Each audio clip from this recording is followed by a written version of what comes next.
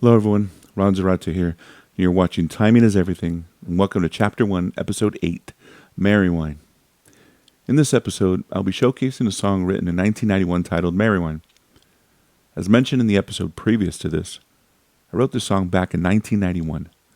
So to re-record the song today, I used a Tascam Model 24 for my main recording source that I displayed in the previous episode.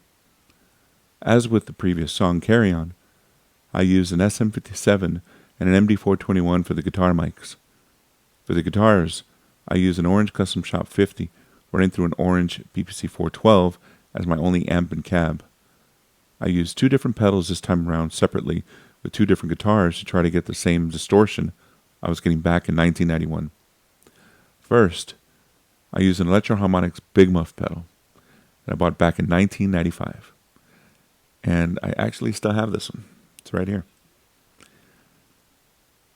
This thing has been with me for a very long time now, and it's an immaculate shape. It's never been gigged or never went to full rehearsals with it, and only used it for recording. I cherished this pedal when I first bought it. Why?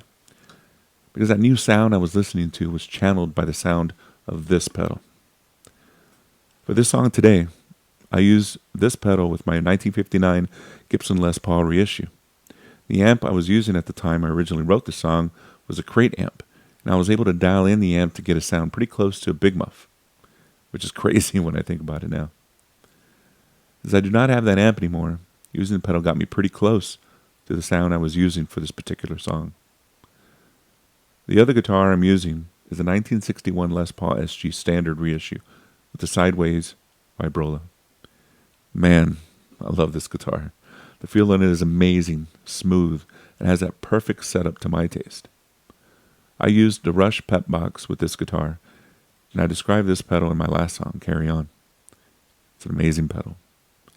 As mentioned, both of these guitars ran into an Orange CS50 with an Orange 412 loaded with greenbacks. And you can actually see that right here in the corner.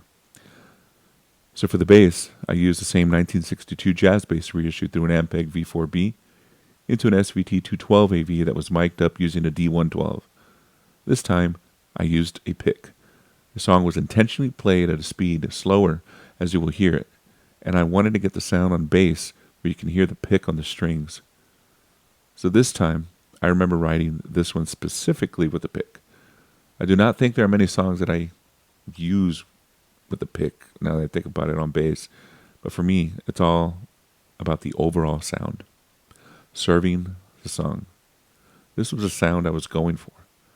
For drums, I used the same 4-piece Premier set with the Spawn acrylic snare and a 4-piece Paiste cymbal set that you will see in the video. So it's finally time to replace the snare head. I unfortunately recorded it with a worn head, so I did my best on the EQ to make it sound manageable. The head is changed now, and you will hear the new head on the next song, so apologies for that in advance. I use the same mic setup on the drums, an SM57 in between my snare and hats, a D112 at the kick, an MD421 in between the toms, and a pair of SL230 condensers for the overheads. Also use an MXL V67 condenser to capture the kit in its entirety. Again, I'm no professional here, so I tried my best to get the sound I wanted to hear that got me close to the original recording. I consider myself a songwriter more than anything first, and while I have no training whatsoever, I actually got into recording because I started writing more complex songs with all the instruments and, wanted to hear how all that sounded together. So as mentioned before, I just decided to do it myself, thinking I would find someone eventually. So here I am, still doing it alone today. But it never gets old. It never does. Writing music to me is really a lot of fun. As I mentioned when I started this channel, the entire purpose of what I'm doing is to provide songs that highlight my life. I have written so many songs over the years, and I'm choosing the ones that are milestones in my life. So here's another milestone. The song MariWine, tracked today. Enjoy.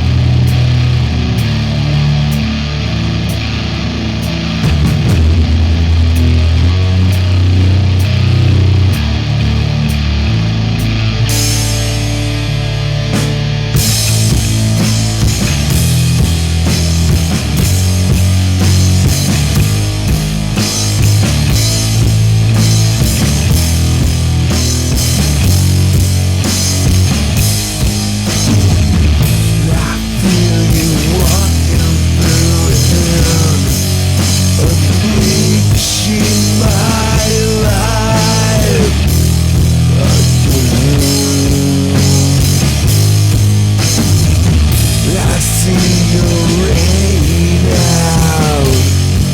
So cast when minded.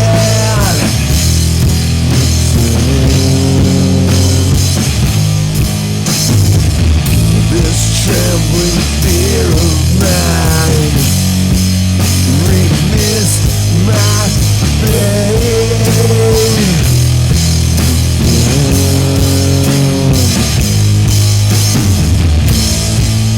Your pressures that high could see right there.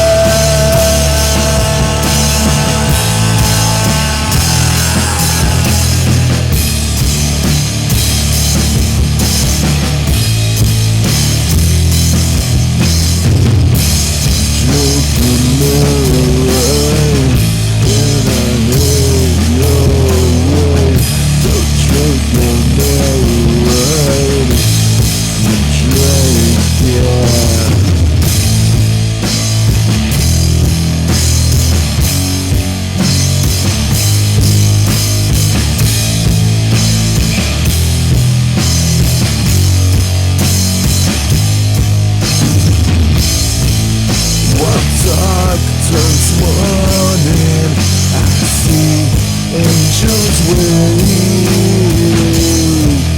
I'll hold them day. Your turpentine fingers on my create. So hold them up.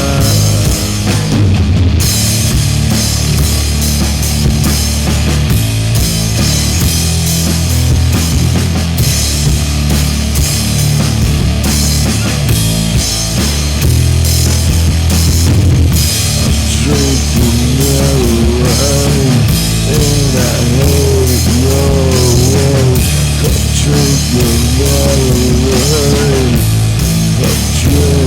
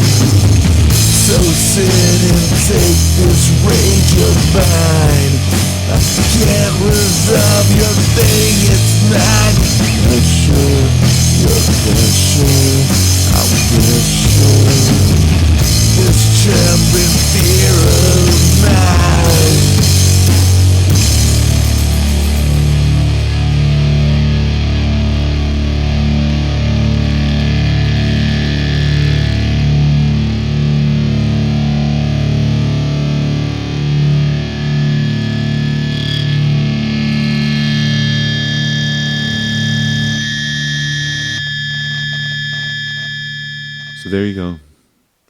Another writing of mine from my youth. What are your thoughts on this one? You can now hear a different approach I'm taking. Influences are starting to appear more. My guitar playing is getting more pronounced, a bit fuller.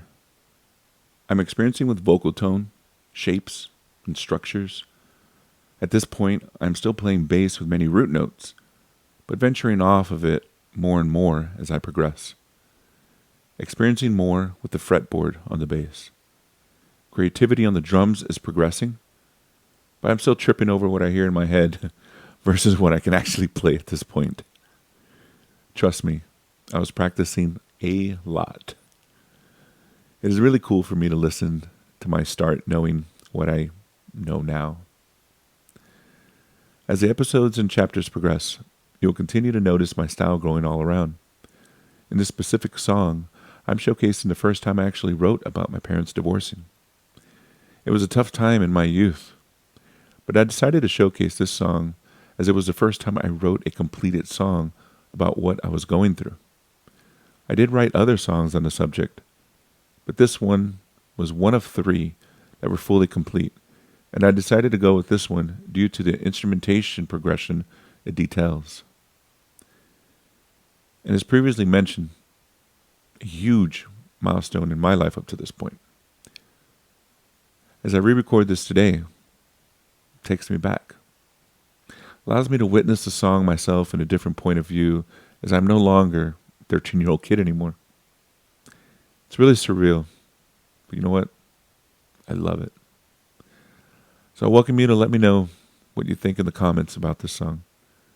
Please be sure to like and subscribe to stay updated on new videos and content as my musical journey through YouTube continues to get published. Please stay tuned for episode 9, in where I will be providing a brief story on how I came to write my next song I'll be sharing with you, titled, I'm Caged In. Thanks for watching. 2, 3, 4.